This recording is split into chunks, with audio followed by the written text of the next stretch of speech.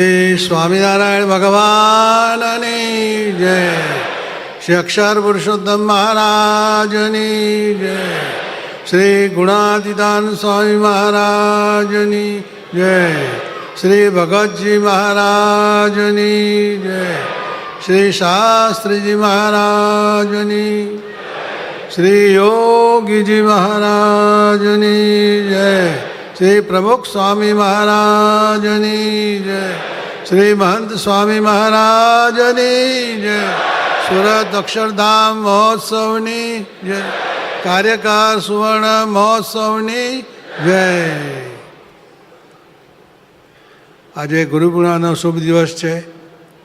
બ્રહ્મ સ્વરૂપ યોગીજી મહારાજે યોગી ગીતામાં કહ્યું કે ગુરુને વિશે નિર્દોષ બુદ્ધિ એ જ સાચું ગુરુ પૂજન છે. તો આવું ગુરુ પૂજન આપણા ગુરુવર્યોએ એમના ગુરુનું કરેલું છે.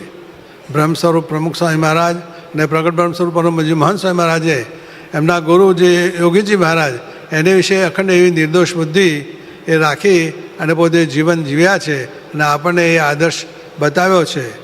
બ્રહ્મ સ્વરૂપ પ્રમુખ સ્વામી મહારાજ એકવાર ગઢપુર પધાર્યા હતા અને ગઢપુરમાં ત્યાંના કોઠારી પૂજ્ય અર્જુનદાસ સ્વામી એમણે પ્રમુખ સ્વામી મહારાજને વાત કરી કે યોગીજી મહારાજ ગોંડલનું બહુ ખેંચે છે, બહુ રાખે છે, બીજા મંદિરોનું કંઈ તપાસ કરતા નથી.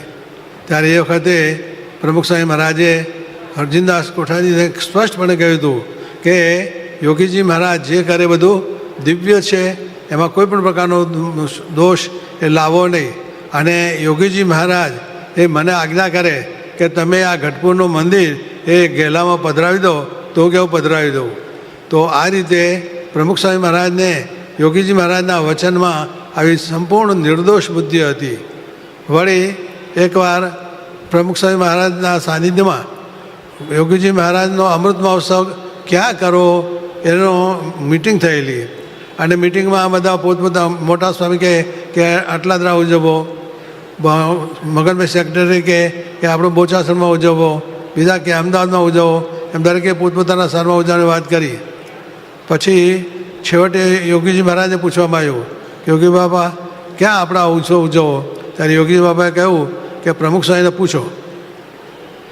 તો યોગીજી મહારાજે પોતે ન કહ્યું પણ પ્રમુખ સ્વામી મહારાજને કહેવાની વાત કરી ત્યારે પ્રમુખ સ્વામી મહારાજ સમજી ગયા કે યોગીજી મહારાજે ગોંડલમાં ઉજવવાની ઈચ્છા છે પણ પોતે કહી શકે નહીં.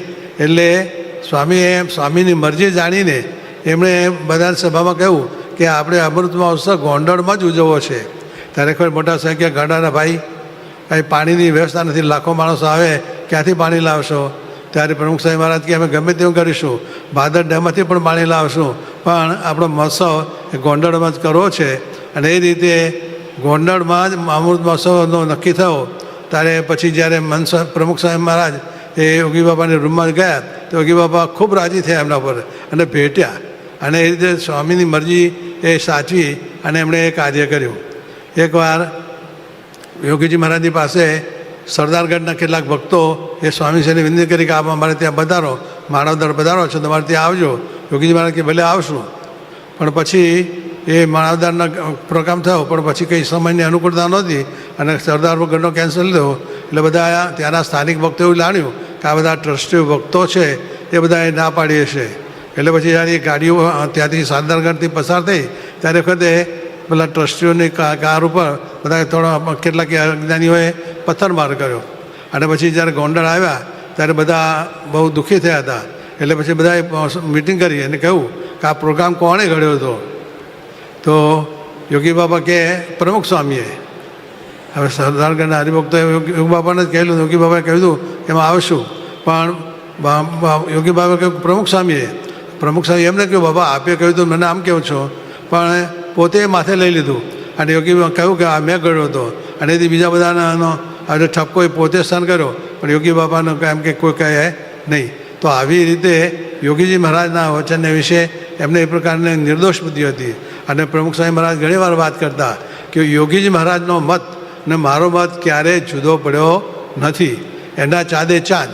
એટલે યોગીજી મહારાજની જે રુચિ હોય એમની જે મરજી હોય એમના વિશે સંપૂર્ણ નિર્દોષ બુદ્ધિ એટલે જે કે એ પ્રમાણે કરેલું.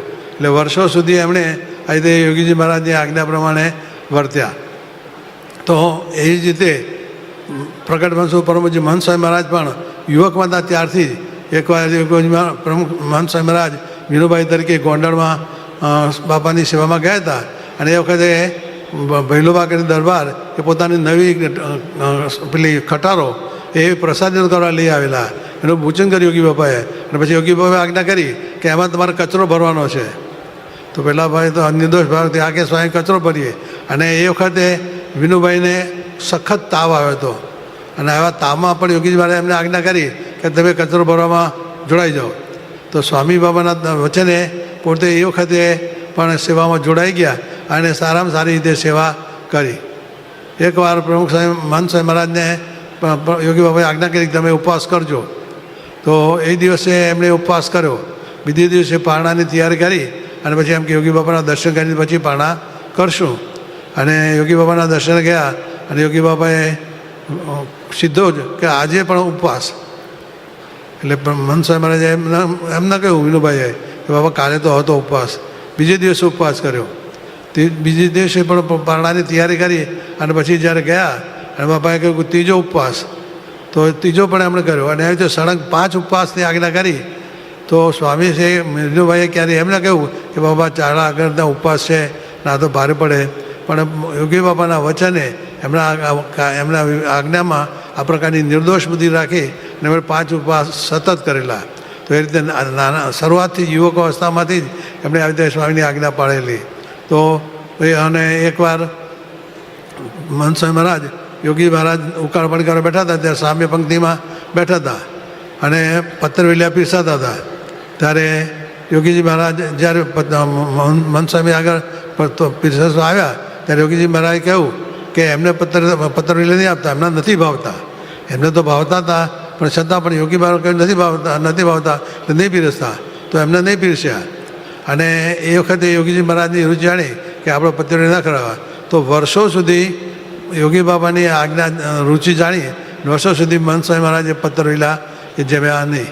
તો આવી રીતે યોગીજી મહારાજની આજ્ઞામાં આવી રીતે ટૂંક વર્તા અને એમણે આવી રીતે યોગીજી મહારાજને રાજી કરેલા. એમાં આપણા ગુરુવરી હોય એમના ગુરુને વિશે જે નિર્દોષ ભાવ રાખેલો એવો જ નિર્દોષ ભાવ આપણે સૌ પણ પ્રગટ સ્વરૂપ પરમજી મહંત સ્વામી મહારાજના રાખીએ અને એ પ્રકારનું આપણે સૌ જીવન બનાવી આપણા જીવનને ધન્ય કરીએ. શ્રી સ્વામિનારાયણ ભગવાનની જય.